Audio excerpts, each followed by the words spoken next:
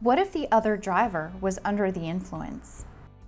Tragically, too many accidents are caused by people that have drank alcohol before the accident. You have the same right you had with anybody else to sue that particular driver who caused your accident and the injuries. The difference is that you can sue that driver for punitive damages.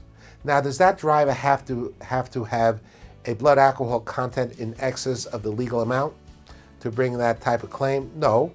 If they caused the accident and they were under the influence, you could bring the accident no matter how many drinks they actually had.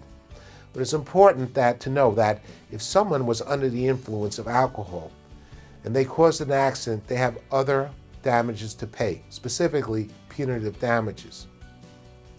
If the accident is serious enough, a good lawyer looks into whether or not there's available responsibility based upon the person who served that alcohol to that driver.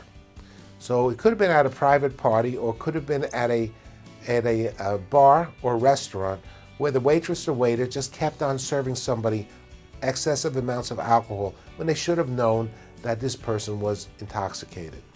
That's called a dram shop case.